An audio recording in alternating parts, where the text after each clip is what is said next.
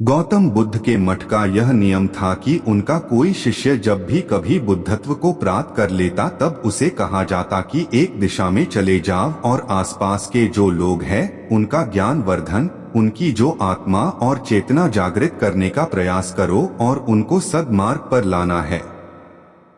उनका एक शिष्य था जो 6 साल से मठ में रह रहा था और तपस्या कर रहा था। एक दिन वह परेशान हुआ और सोचने लगा कि मेरे गुरुदेव ने मुझे आदेश क्यों नहीं दिया। इसी बात पर नाराज होकर वह गौतम बुद्ध के पास गया और कहने लगा कि मेरी तपस्या में ऐसी क्या कमी रह गई? क्या मैंने ज्ञान अर्जित नहीं किया और अब तक आपने मुझे आदेश नहीं दिया कि जाकर किसी दूसरे जगह पर अपना ज्ञान बांटो, और क्या मैंने बुद्धत्व प्राप्त नहीं किया है? तभी गौतम बुद्ध ने शिष्य से कहा, सुनो, तुम्हें थोड़ा और समय लगेगा, यही समय बिताओ। यह बात सुनकर वह शिष्य चिढ़ गया और कहने लग गया कि गुरुदेव, आपके ज्ञान में कमी रह गई और आप मुझे ज्ञान नहीं दे पाए। गौतम बुद्ध को लगा कि ये समझेगा नहीं और कहा, ठीक है, कल सुबह पूर्व दिशा में एक गांव है, वह जाना और वहां से भिक्षा लेकर आना और अपना पूरा दिन वही बिताना और कोशिश करना कि वहां के लोगों को थोड़ा सा ज्ञान बांटना और आकर मुझे बताना कि अनुभव कैसा रहा।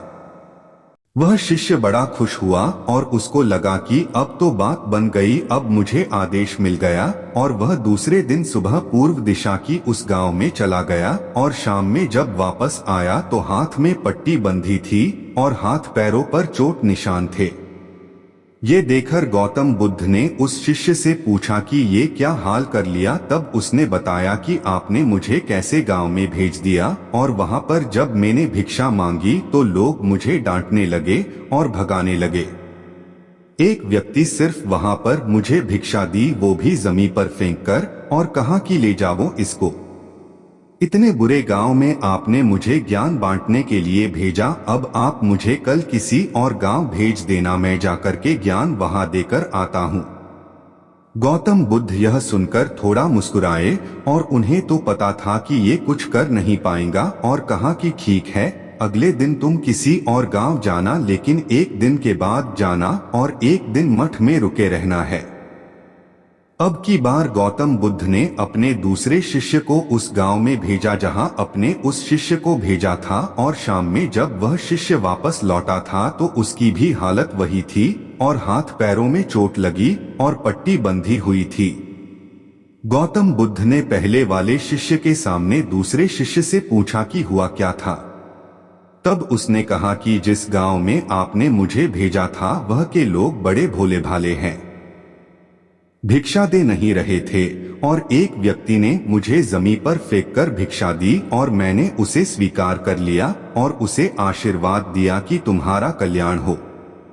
तो वह व्यक्ति चौंक गया और कहने लगा कि आप गजब के इंसान हो, मैं आपको जमीन पर फेंककर भिक्षा दी और आप मुझे कल्याण हो का आशीर्वाद दिया। तब मैंने उसे कहा कि मैं अपना कर्तव्य निभाऊंगा और आप भी बड़े दानी हैं और आपने मुझे भिक्षा दी है। उसके बाद में जब वह से निकल रहा तब मैंने देखा कि एक बच्चा बीमार था और मैं जंगल में गया तब वहां से जड़ी बूटी लाने, और जब मैं लौट रहा था तब कुछ लोगों ने मुझे पकड़ लिया और पूछने लगे कि यह जड़ी बूटी कहाँ लेकर जा रहा हूँ। तब मैंने उनसे निवेदन किया कि मुझे छोड़ दो, एक बीमार छोटे बच्चे की मदद करनी है, और तब उन्होंने मुझे छोड़ दिया। जब मैं गांव में वापस आकर उस बच्चे की मलहम पट्टी कर रहा था तो तभी गांव वाले मुझ पर हमला करने लगे। तब उस दानी व्यक्ति ने जिसने मुझे जमीन पर फेंककर भिक्षा दी थी, उसने गांव वालों को रोका और कहा कि यह ठीक व्यक्ति है और इसे अपना काम करने दो। जब मैंने जड़ी बूटी लगाई तो बच्चा ठीक हो गया और सब मेरे लिए तालियां बजाने लगे। सभी गांव वाले कहने लगे कि कल फिर आएगा गुरुदेव, मुझे कल फिर उस गांव में भेजिएगा, क्योंकि वह बड़े ही भोले लोग हैं, समझते नहीं है, बस प्यार बहुत है। और अब की बार कोशिश करूंगा कि थोड़ा प्यार और उनके पास पहुंचाने का और ज्ञान उन तक पहुंचाने का। वो सब ज्ञानी तो लेकिन बस जब अनजान व्यक्ति से बात करने में डरते हैं। वो जो पहला शिष्य था जो एक दिन पहले उसे गांव में गया था, वह सुन रहा था और समझ रहा था और गौतम बुद्ध की चरणों में गिरकर बोला कि गुरुदेव, कमी तो मुझ में ही थी। आपने ज्ञान तो बहुत सारा दिया, लेकिन मैं उसे आचरण में नहीं ढाल पाया और मैं अहंकार को ऊपर रखा और उसी गांव के लोगों को पहचान नहीं पाया और मार खाकर चला आया।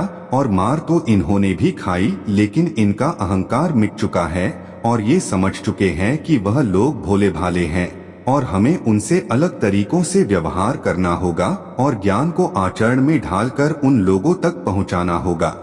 इस कहानी से हमें यह सीख मिलती है कि अच्छा इंसान बनने पर ध्यान दीजिए, अच्छा समय अपने आप चला आएगा।